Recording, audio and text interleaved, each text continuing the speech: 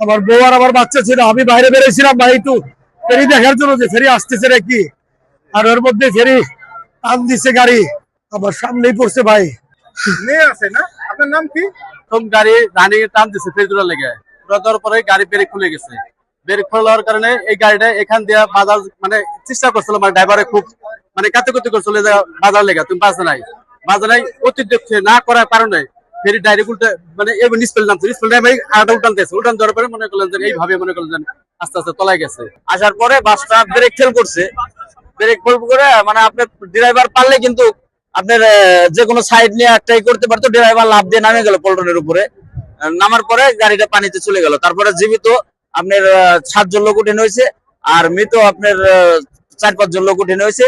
আচ্ছা, আমরা সংবাদ পাওয়া দ্রুত আমরা ওই পারে যে আমরা আরিসার যে ডুবুরি টিম আছে, ডুবুরি টিম আমরা দ্রুত নিয়ে আসছি। অলরেডি ডুবুরি টিম কাজ করতেছে। আর আমাদের ফরিদপুর থেকে ডুবুরি টিম আসতেছে এবং ঢাকা থেকে ডুবুরি টিম আসতেছে। তারা পথে হয়তো কিছুক্ষণের মধ্যে পৌঁছে যাবে। এরা কাজ করতেছে।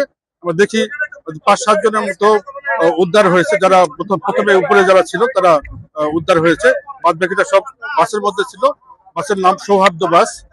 বাস ওঠার সময় ফেরিতে ওঠার সময় পড়ে গিয়েছে। বাস একদম নিচে চলে গেছে। আমরা উদ্ধারের চেষ্টা করছি, হয়তো খুব দ্রুত আমরা উদ্ধার করতে পারবো বলে আশা করছি।